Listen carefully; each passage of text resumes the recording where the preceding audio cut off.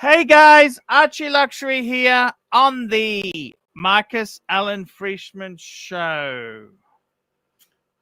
Yes, hey guys, Archie, we are here.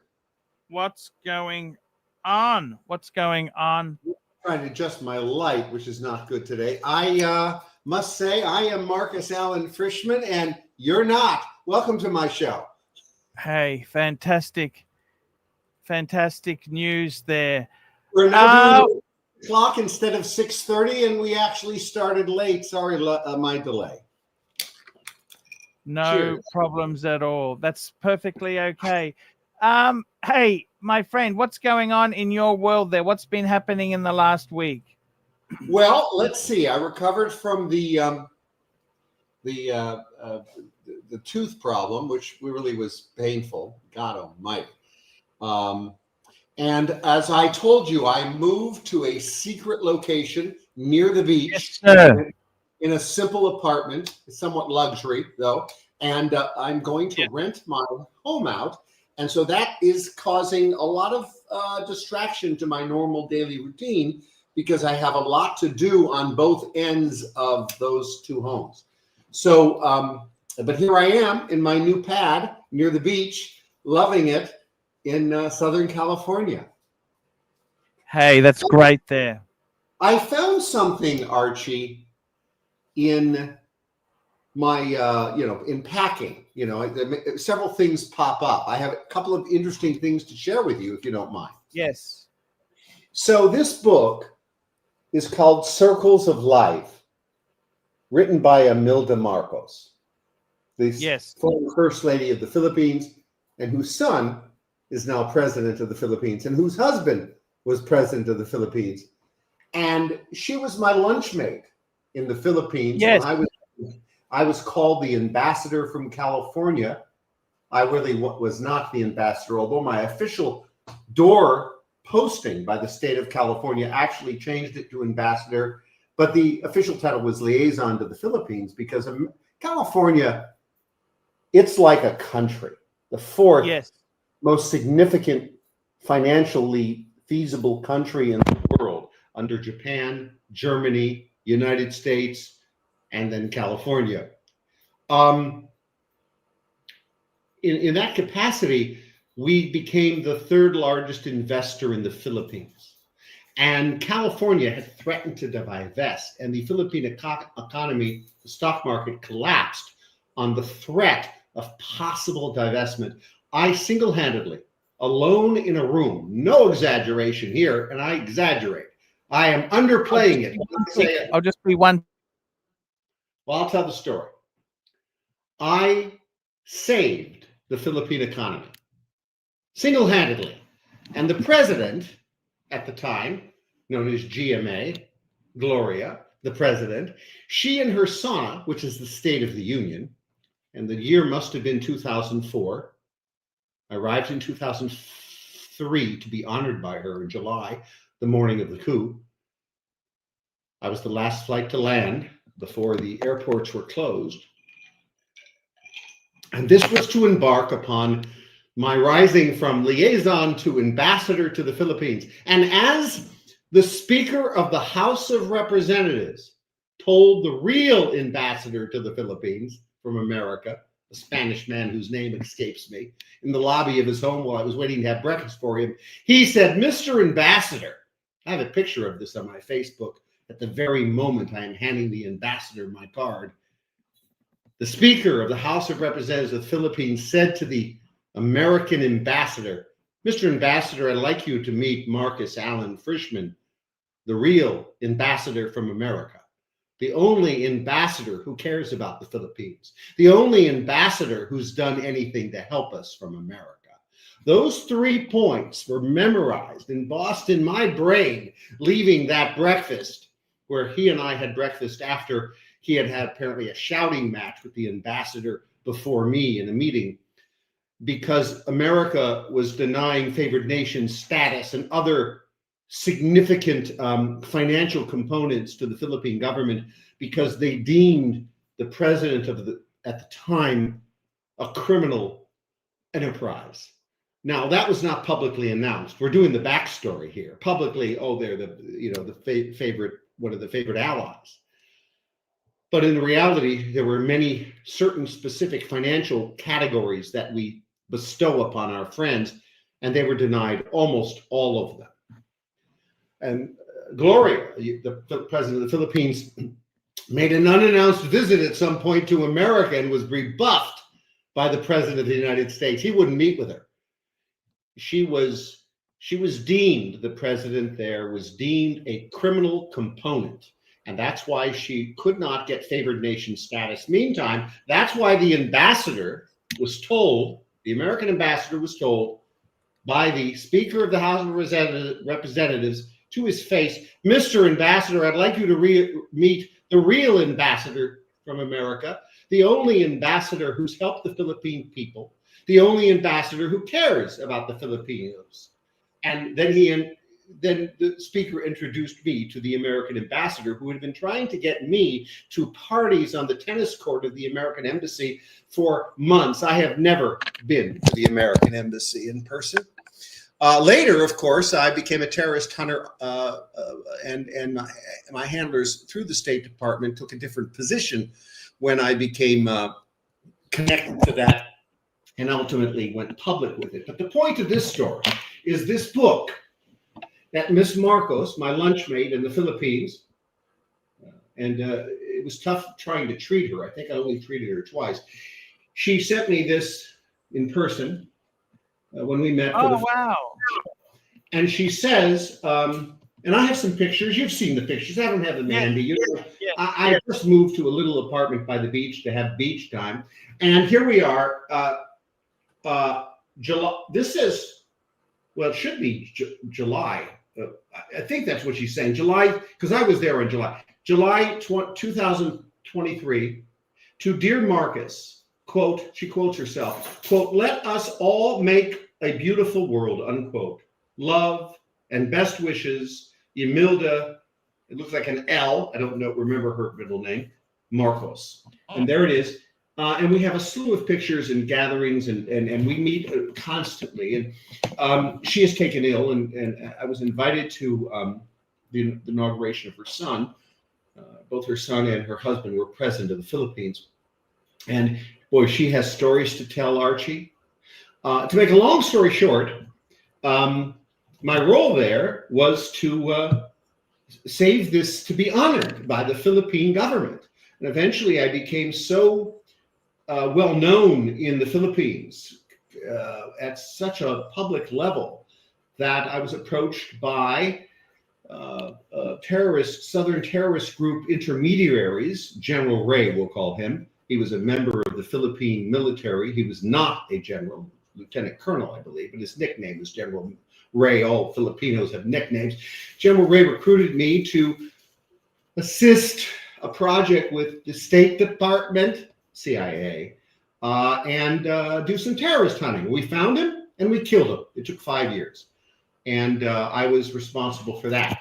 So the target location, that was my job, so to speak. So I kept going back to the Philippines for the California government, 35 days, 3 months a year, from 2003 to 2008, if my years are correct. And then I got a life there. So I moved out of the Shangri-La Etza Hotel, where I had designated room 857, 852. I'm having trouble remembering. And it was the showroom of the hotel, and they only rented it to me. When I wasn't there, it was kept open for visits. To be able to show a room. And then I got a condo, and then my client bought me a condo, which we just sold. I split the proceeds with the client. I never paid for that one condo. It was a gift, but I chose to keep it in his name so he would pay the expenses, the taxes, of course. And then I got a life in the Philippines. And that's my little story, but I wanted to show the book because I found it. I found this book in a drawer, Circles of Life. I must be embarrassed by the fact that I say I never read it, but oh, here's a picture just popped out, Archie. This was our first meeting, and so this is a formal photo of Miss Marcos and I. Just popped out of the book. Wow. But this was in Jack Mattai's, a congressman. His mother hosted it, and this is her mother's home. Miss Marcos had 14 bodyguards in the house. She had an unknown amount outside with multiple cars. I had 2 bodyguards. I traveled with 4 usually, but this was a VIP event, and I only had 2. One was in the house with me, one was out with her guards. I moved around for 5 years with up to 4 bodyguards. And then when things really got dangerous, and now there's a bounty on my head from the subsidiary BIF terrorist group, the BIF subsidiary, so forgive me for forgetting the name, and the Al-Qaeda terrorist group who put a bounty on my head only as late 2019, I decided to travel a bit more anonymously. And let's just leave it at that. So there is Miss Marcos and I have so many pictures of us because we would constantly meet.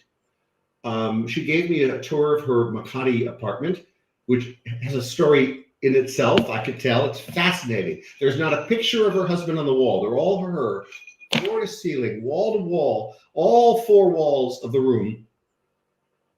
And at the end, I said, Miss Marcos, why is there no picture of your husband?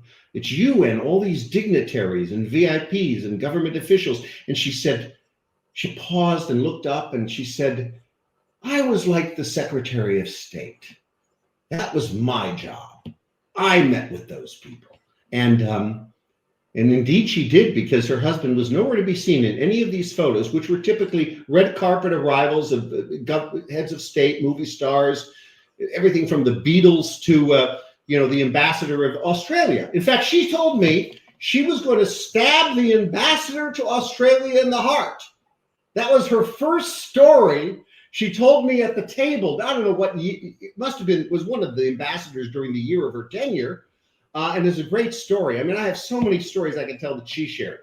But that is a little snippet into my strange career in the Philippines on behalf of the state of California, saving the third largest investment in the Philippines, for which the president gave me no credit, but she brought it up in her sauna. I was invited to her sauna. I thought I would be standing and being honored when she said, there are 4 economic moves I've made to improve the Philippine economy. And when she got to, I think it was 3, which was my project, I was ready to stand. I was out in my suit. And she never said a word about it with regard to me, but she took full credit for it. That's fine. I did it. Interesting story there, Marcus. Interesting. We've got some hostility there. Was Imelda she was quite a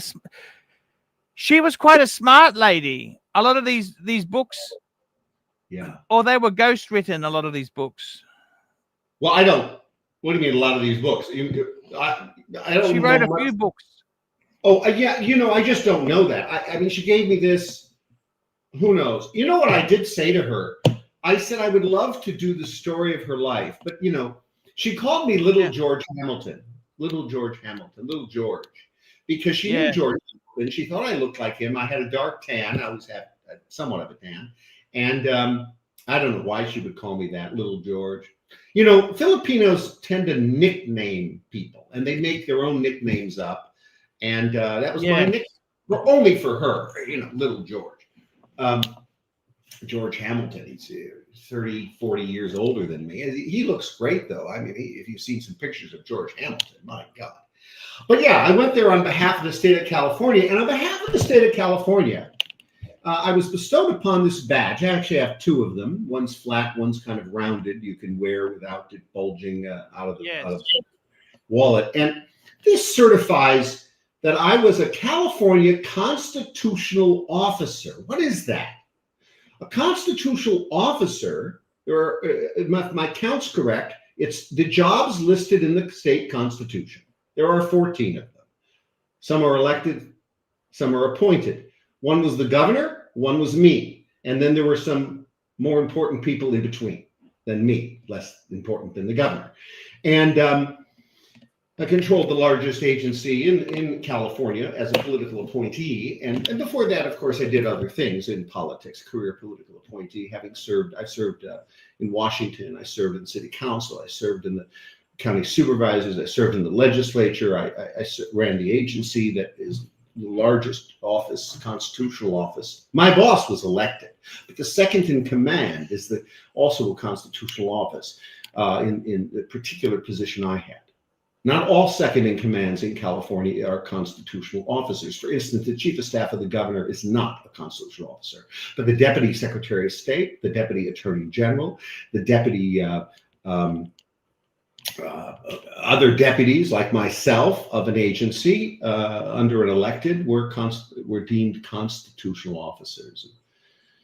That was what I did for eight of my years of my 20 years of public government service. I've served in private sector as well, maybe for another 15 years.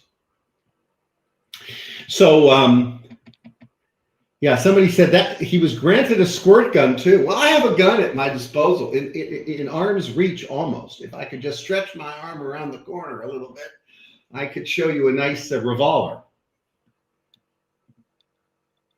I have a beautiful revolver. Are we allowed to show guns on? No, we're not. We're not allowed to do that. That's very serious. Oh, is it? Talk to me, Marcos. Talk to me. I got to ask you something there. I was actually scouring the internet and I found a video I wanted to show you. Well, all right. That's a bad sign. Go ahead. Okay. I wanted to show you a video from the Philippines. Oh, okay. Excellent.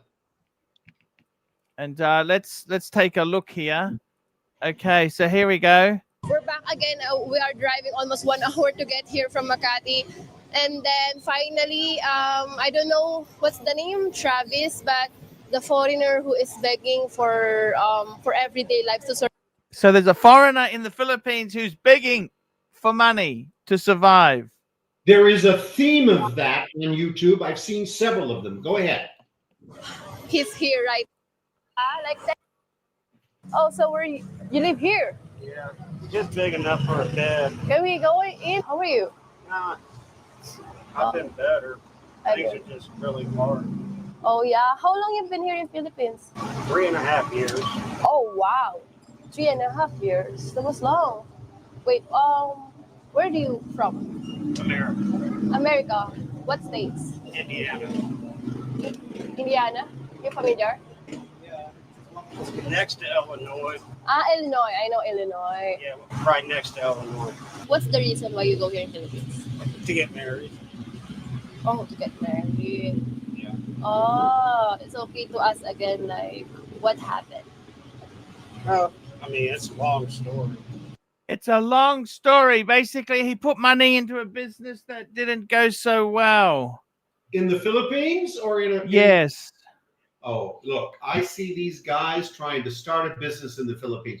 Do you know why Filipinos, do you know why that more than one third of the national Philippine budget is remittance money from foreign workers?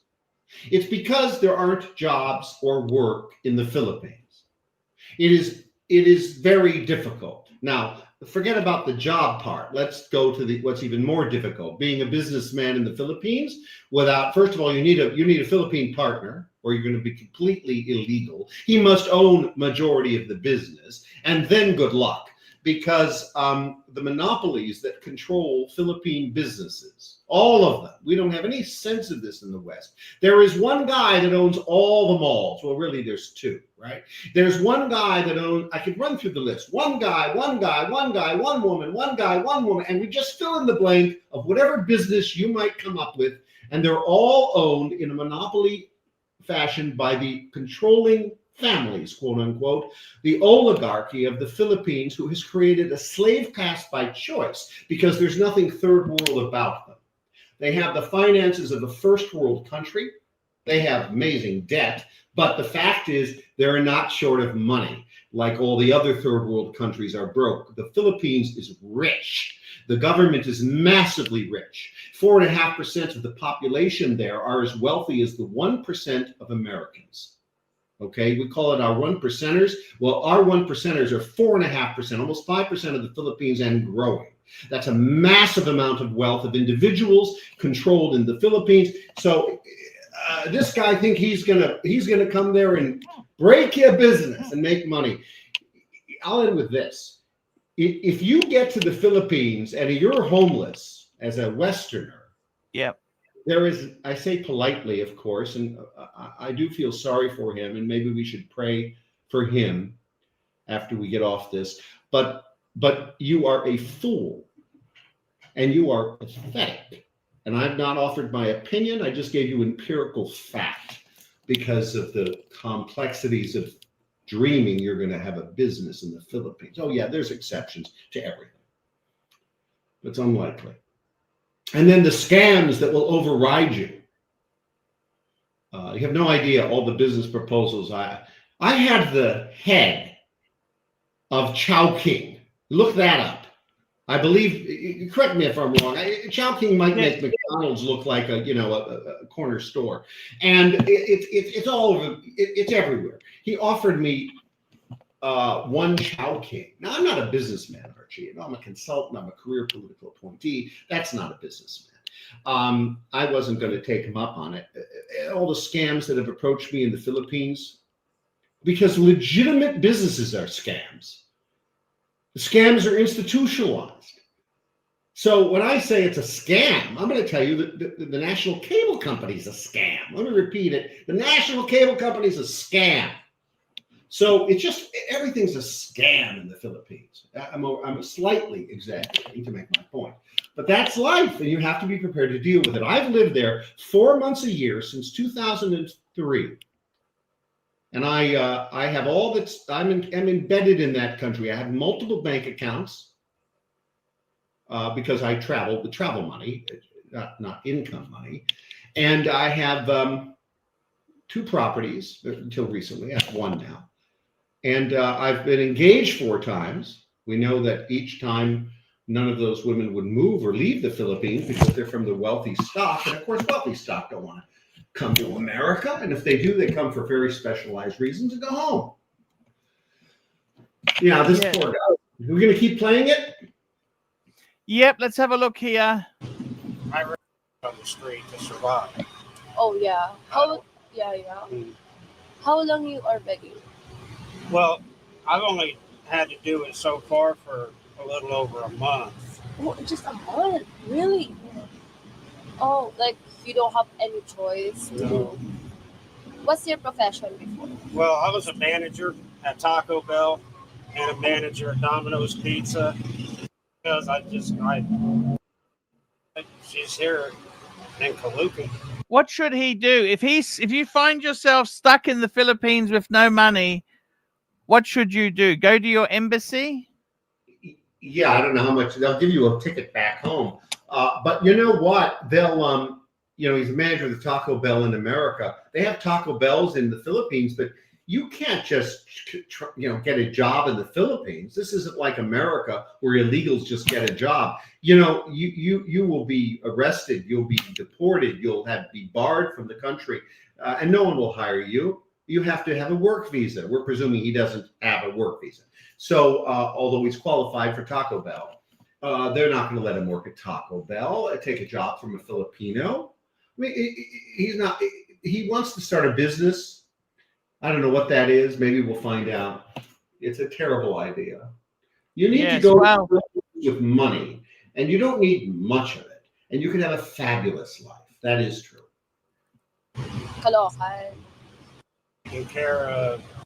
You guys are like separated. Like Campus Metro Manila College. Oh yeah, I know that. And there were some mistakes made, and the business couldn't survive. And then this place here had a small store, but being where it's at and across the street from nothing. It didn't hardly get any business, and there was no way to keep a store here open. He had a little store, you know, one of these little. Sorry, they're called Yeah. sorry stores, and even they have to be licensed, and they have to pay the BIA, the equivalent of the IRS in American tax agency, and they have to be legitimate. You can't run an underground business in the Philippines like you can in many Western countries. Because we got our first super chat of the night. Yankee Doodle, $5. I'm especially attracted to Vietnamese women, not so much Filipino. Do Vietnamese chicks like middle-aged white Western guys? Look, I tell you, the answer is, Yankee Doodle, you are a good-looking guy. I must admit, I do like Vietnamese ladies myself. They're very, very classy. They can be very elegant. They like anyone who's polite and well-mannered and has a bit of class about them. So definitely 100%. And they but don't what I wanted to show you with this story was this guy is stuck in the Philippines begging for survival. And it's just rather sad. It happens. Sometimes people go away to these places and it ends very, very badly. And I don't know what you can say there. It's just a disaster, an absolute disaster. And there's no other way you can sort of explain it. It's just a very much so a people disaster. are looking for something because they're looking for easy life. You need money for that. You need a couple, I'll give a low number. You need a couple $1,000 a month to have an easy life in the Philippines. And then unless you're willing to date a poor woman whose family will require you support them at some level and help them, you're likely going to have trouble finding love, and then love's going to cost you. Now, that's not the circles I traveled in. You can still find wealthy family girls. It's a whole nother path, and it's a little difficult for most people, not me, because it's about the circles you travel. It's a class society, and you have to know how to infiltrate. I infiltrated it by accident, the upper class Philippines. It's easy to do in Manila. You can't do it really anywhere else, and you have to know how to do it, and then it's easy. But this guy is I don't know what he was thinking. Poor guy. It's a very bad situation. What do you think? I think we should start a GoFundMe. I don't know what else. Maybe people's generosity will help this guy out. He can make further bad decisions. He doesn't look that old. How old do you think the guy is? He said he's 50. He's 50. Yeah. He says he came for love and then decided to start the business. Many poor Filipinos will immediately approach you to assist them in their business, stuff like that. I see. Go ahead. It's very sad. Like he seems like a nice enough sort of guy, you know. Like he's tried, but it can, in Asia, things can go very badly quickly. Oh yeah, very badly quickly. And you know the reverse of that is that with a little, I keep going back to a little money. A little money gets you out of big things. Yes. It's just the way it works. I'll never forget, I was just, my taxi driver, this was a taxi I was in, not a private driver. And they don't pull over the private drivers because they don't know who they're dealing with. But when you take a public taxi, sometimes they'll cause you trouble. So they pull over the taxi driver, shake him down for 300 pesos. Or give him a real harassment to accelerate the problem. I remember getting out of the car and looking at an officer and said, "Officer, I had a letter that I carried from the Speaker of the House of Representatives that was a rite of passage." And I showed him my letter.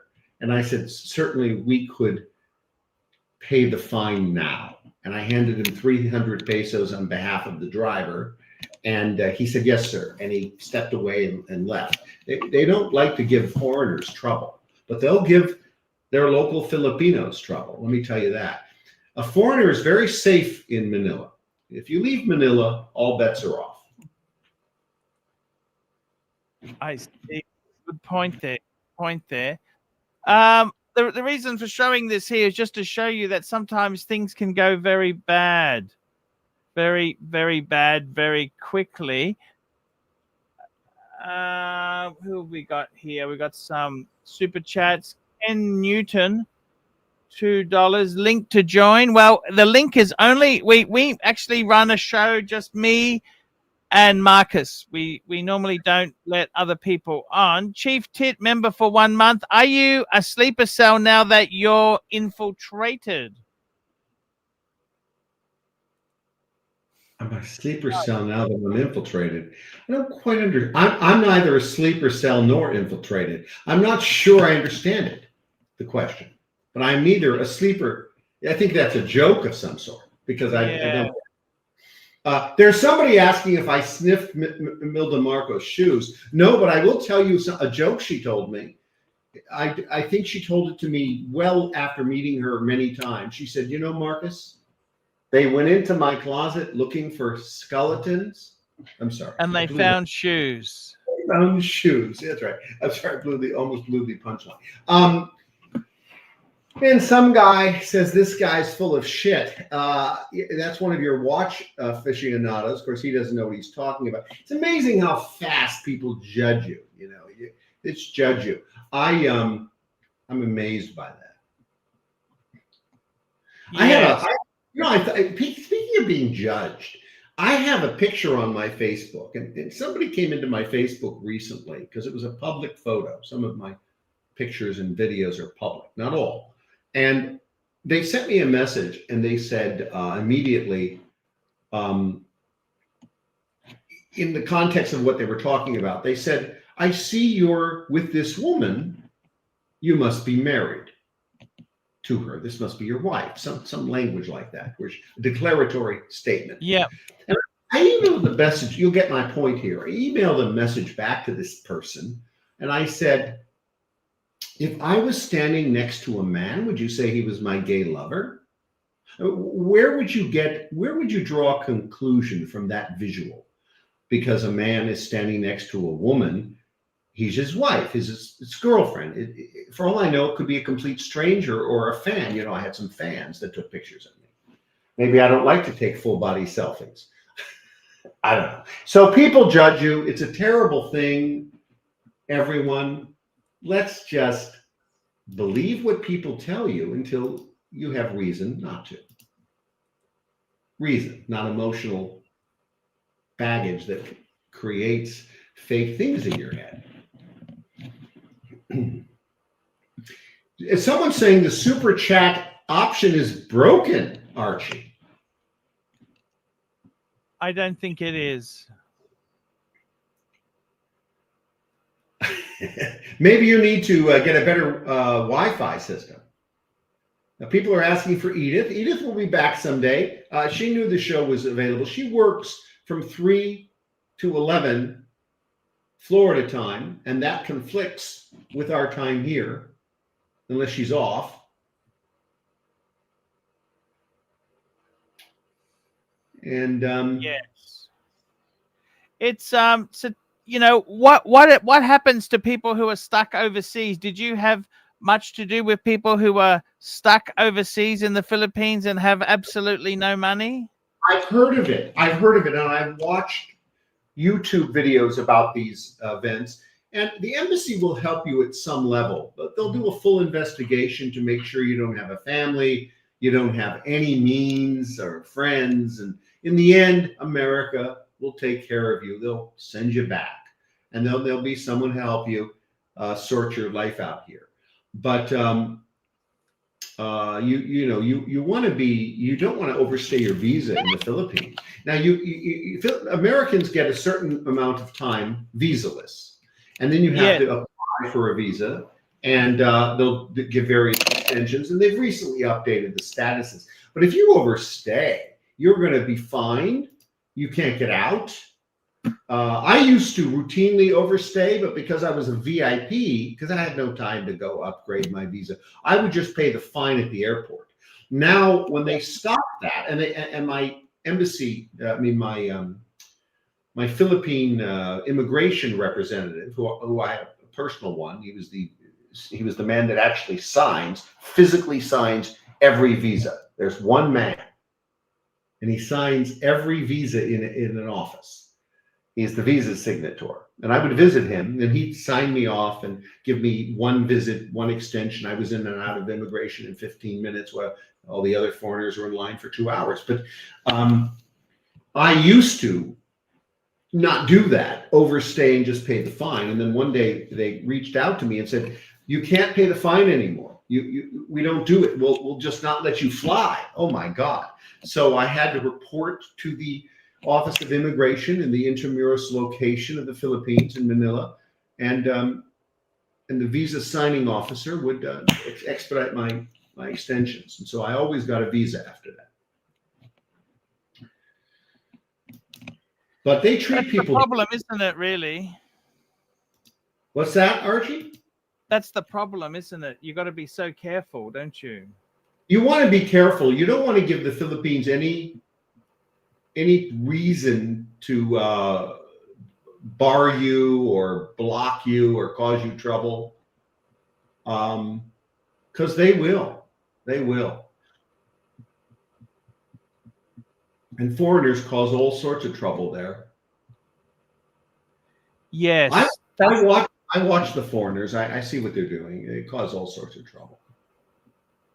Yeah, I see what you're saying there. It's a lot of people can get in trouble there. They go there with big ideas. How much do you think you need a month? Could you survive $1,000 US a month in the Philippines? I watch the videos that talk about $1,000, $1,500 in the provinces, but I would live in the provinces for a variety of reasons.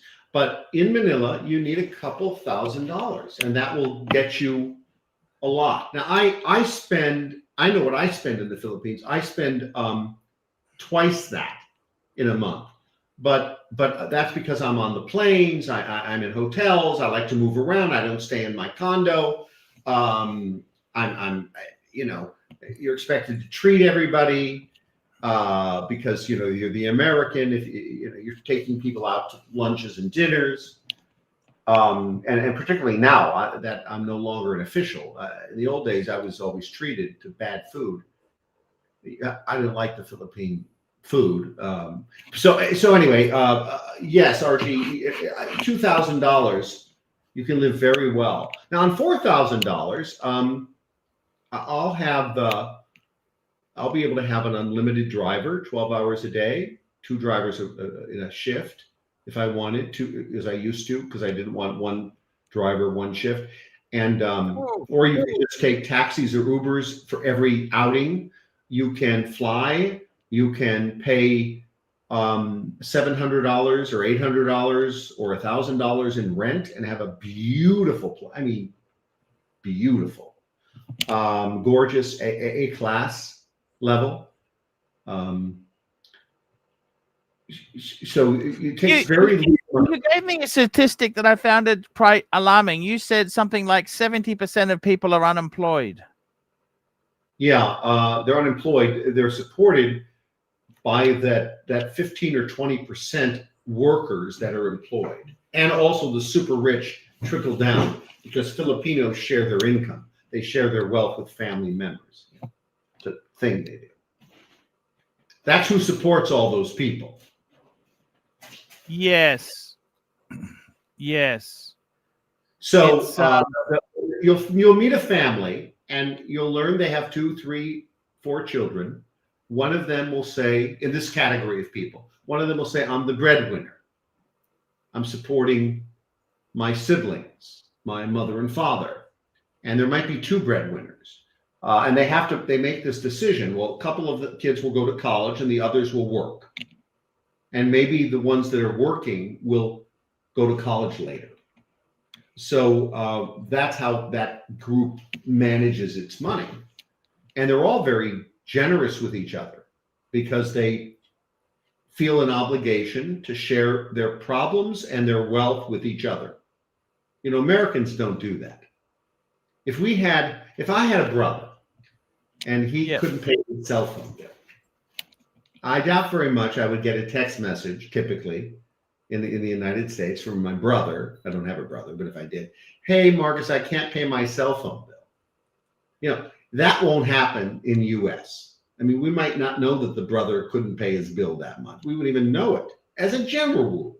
Certainly severe hardships, another exception. But routinely help me pay my bills. This is what will happen in that class of person in the Philippines. They'll let everyone know and everyone will help them. And on Sundays, they have family day. So, and what they call family is way beyond brother, sister, cousin. You know, people that aren't family are considered family. It's ludicrous. They even have a word in the Philippines called kuya. Forgive me, I believe it means uncle. Now, who do they call kuya? Kuya? Complete strangers. A taxi driver, kuya. Mm-hmm. An older gentleman. I think it means older local, isn't it? Older local, but it's a very endearing word to call a stranger. We don't have an equivalent in America. You know, we say, hey, you. Or we ask, what's your name? What's your name? You know, they have a word called pasalubong. Look that one up. Pasalubong. Pasalubong means, where is my gift that you should have gotten me when you were traveling? And so when Filipinos travel, they have to pick up gifts for family, extended family. You know, they'll buy 9, 10, 15, 20, 25 things. Why do you think the Philippine Airlines can't get the direct flight? It's a direct flight to the Philippines. I stopped taking Philippine Airlines for this reason. So it's a direct flight to the Philippines. As soon as I could control my airline flight, which was 5 years after. Why is that? Tell me why. Well, the direct flight in the Philippines lands in Guam. And on my first flight there, I said to my host, Romeo, why would they land in Guam? We have a direct flight. Oh, boss, because it's a scam. It's a scam. The Philippine Airlines, I accused the Philippine airline president of fraud, and I filed a case against him, and I won. That's another story. But the Philippine Airlines, and that was multiple years after this. This was my first trip that I learned it's a scam operation. It's a direct flight, but guess what? It doesn't go direct. It lands in Guam to fuel up. It stays on ground 45 minutes. It takes 30, 45 minutes to get there, 35 minutes to get back into the flight path. Yeah, it's an extra 2 to 3 hours. It's ridiculous. And they do it. Here's why. On the way to the Philippines, the plane is so freaking heavy because all the Filipinos are building boxes. There's a name for these boxes. You have to look it up. The boxes shipped by Filipinos. They're massive boxes, and there's a name for these boxes. And you can get it at any American box store. And you fill up your box with all these goodies because you have a duty to bring pasalubong to the Philippines. And it overweighs the plane, and so they can't actually get to the Philippines without landing. So your direct flight will never happen. And partly, I believe, you'll have to look this up, but I believe the wind goes in the opposite direction, so that affects the flight. Whereas on the way home, it's always a truthfully direct flight. So they just lie to you. They won't tell you about the Guam because nobody gets off or on. We just sit there and pick up gas. And it's ridiculous. It's a complete lie. What a scam. So we got a super chat here. One Up Trading, $5. Arch just left the LA Auto Show. Nothing exciting in the car scene right now. Just a bunch of EVs. Yeah, the LA Auto Show used to be the thing. It used to be the place. I gave that up almost 10 years ago. The Los Angeles Auto Show is world class, as you can imagine. It was the best place to go. It was so fun.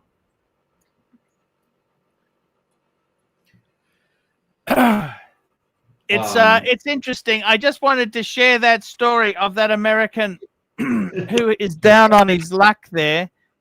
It's very sad. It's very sad, and it can happen with people with the best of intentions.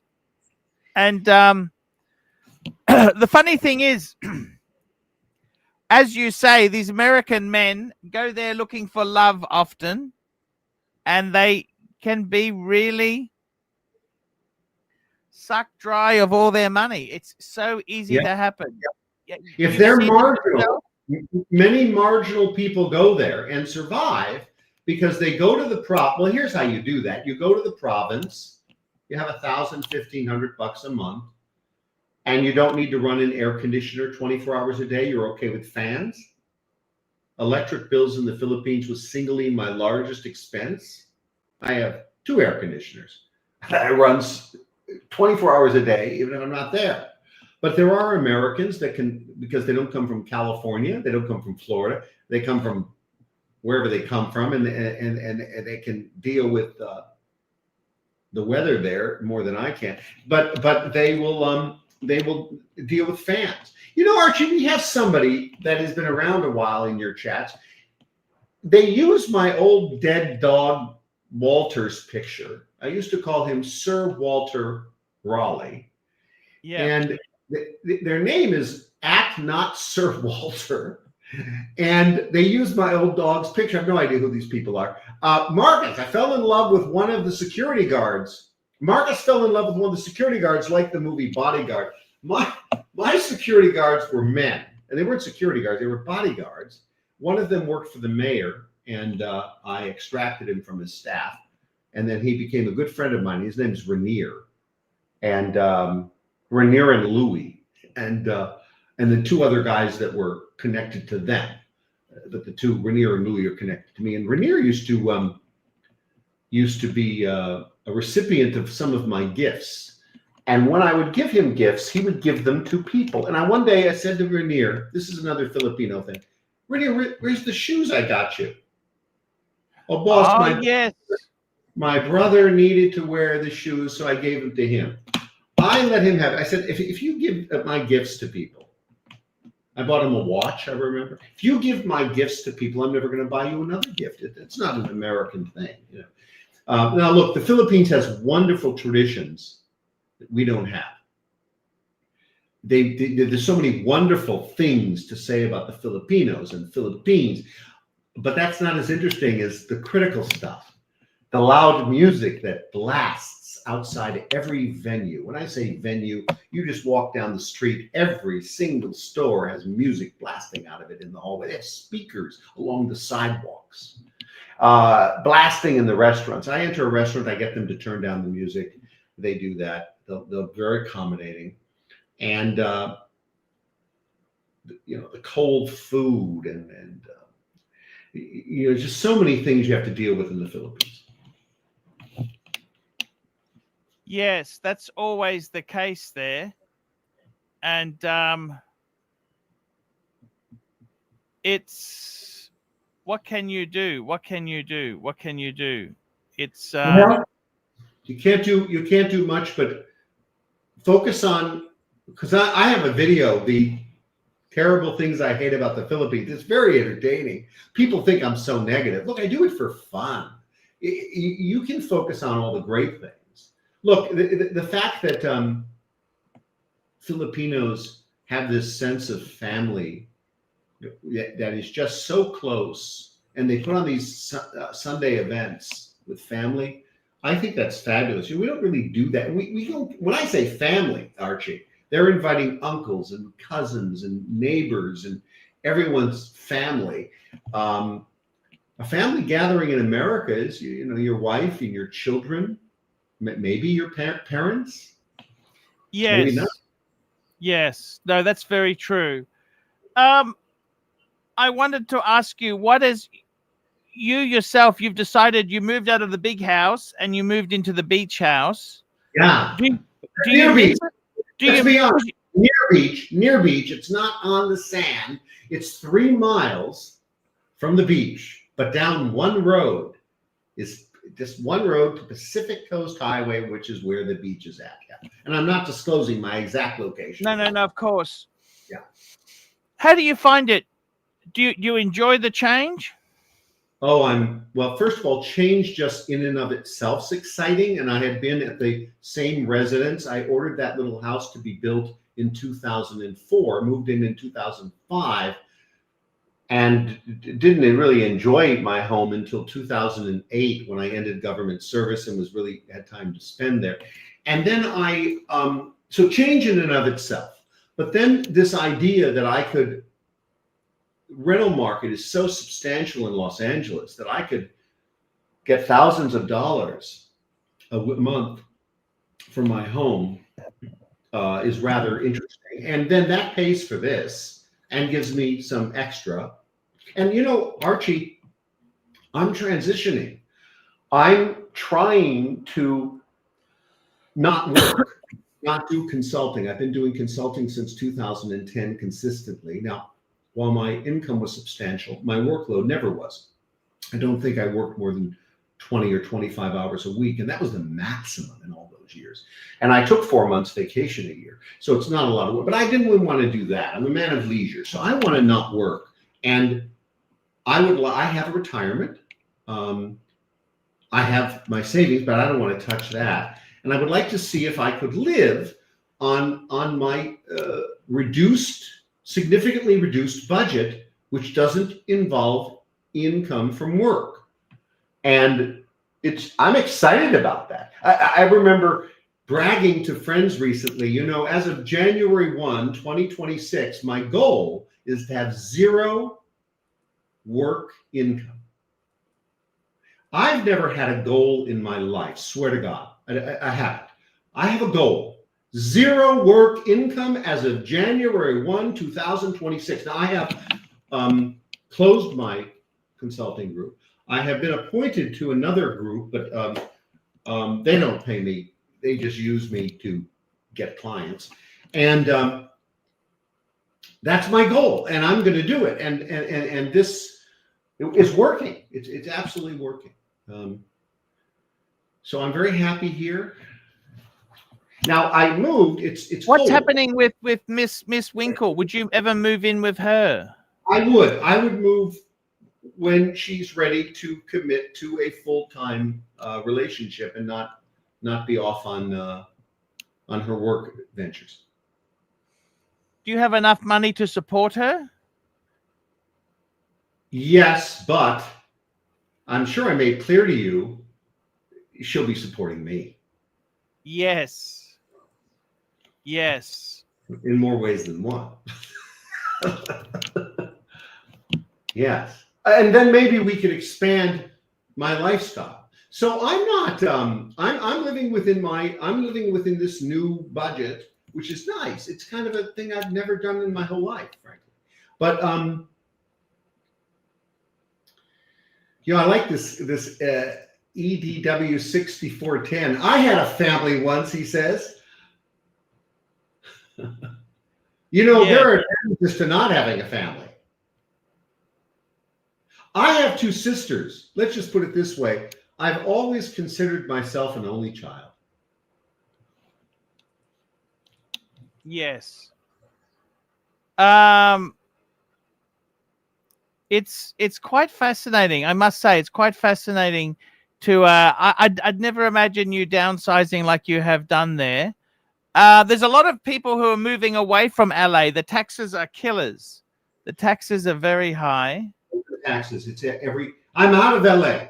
Fair enough. I am out of Los Angeles City and Los Angeles County, which is the greater Los Angeles area, by about 35-minute drive. So I'm close enough, but I'm in I want to call it let's put it this way. Most beach communities adjacent to cities are urban or city beach communities in Southern California. Yep. I'm in one of the few, there are several, what I would call rural beach communities.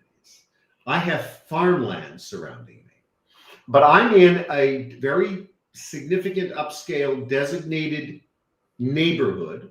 It's a neighborhood of homes, apartments, townhomes, and It's very small, but it's very dedicated enclave.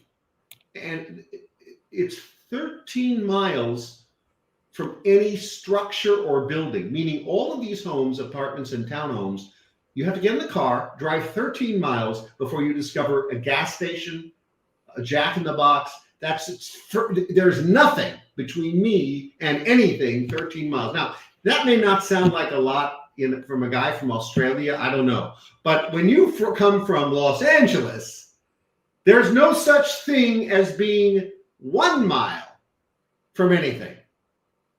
Nothing. Anywhere. You cannot be anywhere in the city of Los Angeles and be 3 blocks from anything. It is just continuous development. Driving from one end to the other without traffic in Los Angeles would take 2 hours. Could take 4 to 6 hours with traffic, just driving through LA. And it's constant development. So I've always been on the edge of Los Angeles, the farthest borderline edge my whole life. I grew in Calabasas, which is 9.5 miles north of Malibu. My most recent residence was far from there in the foothills, but on the edge of the city. Now I am in a rural town. It's only 35 minutes out of the edge of Los Angeles to be rural, but here I am. I've got to tell you, Marcus, it's I'm a bit worried about that old BMW. I hope you haven't abandoned it. It's in the garage, and my plan is to I don't have a thorough plan, but I've been talking with someone who will probably buy it, fix it. You said the motor doesn't work. Yeah, I blew the motor, and I've replaced the motor twice. I blew the engine twice. Look at the beautiful. I bought it. How long do you think a car lasts, Marcus? What's your opinion? How long do you think a car lasts? 300,000 miles a BMW can last without any significant repair. I had no significant repairs. I maintained that car. I bought it new in 1997. I drove it 4 years as my primary vehicle. I never drove it again as a primary vehicle, and I love it. And I blew the engine during COVID because the thermostat wasn't working, apparently. You know, it's an old car, right? So the thermostat didn't alert me soon enough. And that's the problem. The first time I blew the engine was also a thermostat issue, which is strange because the light goes on, it gets warm, you pull over, you're not going to blow an engine. Yes. I pulled over before it was yellow. I saw it increasing. Then it went yellow, a light. Then it went red, but it didn't go red till long after I turned it off. It apparently was not gauging the temperature correctly, so it didn't alert me soon enough. And I pulled over the moment I saw it, and it was just too late. The oil and the mixture of the antifreeze merged. The seals blew. I brought it to the same guy that did the engine 6 years earlier, and I said, I'll do the same thing. He said, I don't work on old cars anymore, Marcus. Are you kidding me? What? And by the way, I've heard that a lot. From oh no, we won't do old cars. So I have a friend that runs a shop, and he would like that car for his own personal use. He's a car collector. Oh, I see. But it's almost worthless, Archie. Look it up. So now, let me tell you something. I had the 1991 BMW convertible 3 Series in red, and I had the 1997 3 Series in red. I had them at the same time, because I never sold either of them. And then I just said, I'm not a car collector. I'm one guy. I'm going to sell one. Which one will I sell? I sold the 1991 BMW to a guy that really needed help, complete stranger. I put him on a payment plan. I trusted him. He paid every parking ticket. I kept it in my name. Very risky thing to do until he paid it off. His name was Ansel Adams, of all names. And he has a son named after him. And I came across the son on Facebook, and he said, you changed my father's life. I had found the contract, and I wanted to look up this Ansel and see if he had the car that I sold him, the 1991 red BMW. I found his son. his son says, he's a friend of mine on Facebook, son said, my father died, but I know who you are. I said, how do you know me? You sold my dad the BMW. Now, what year would that have been? About just before 2000, 2001, 2002, something like that. And it changed my dad's life. And he went on and on thanking me. And here was the details. Apparently, he became a paralegal on the way to becoming a lawyer. And he had no money. He was broke. I mean, that's why I did this favor to him. I met this guy based on my ad, and I said, I'll tell you what I'm going to do. I like to help people.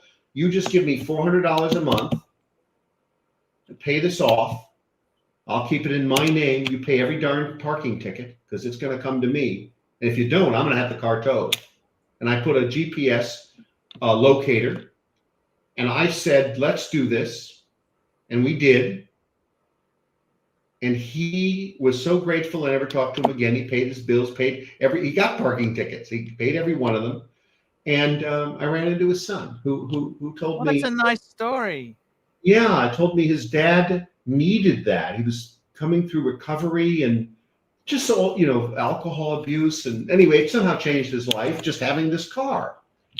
Oddly enough, the neighborhood I live in now, near the beach, the near beach guy, I call it the near beach apartment. Ansel lives somewhere around here. The funny thing is, that series, that would have been the 1991 convertible, would have been an E30. It's a very boxy one. The boxy one, and they're actually quite collectible. They're very collectible. That was the point. I got sidetracked. That's the one after it. The other one you had, it was actually a better car. It was a better car. They were much. But I loved them when they were new. Fuck, I thought they were so cool. That's why I kept that one and didn't keep the other one. And furthermore, Archie, that car still has the current body style. If you look at the 3 Series now, it's very similar. It hasn't changed. But I totally agree. Marcus, I'm going to have to end the show. I want to thank the Super Chatters, Yankee Doodle, Ken Newton, Chief Tit, and One Up Trading. Guys, it's been a great show. Thank you so much, Marcus. Next week, we'll do the show again. 6 o'clock Pacific time. I'm Marcus Allen. Thank you, sir. No problem. Okay, Marcus. Thank you so much, man. I love you. You have a great weekend. Well, what's left of it. And I will see you next week. Next week. See you later.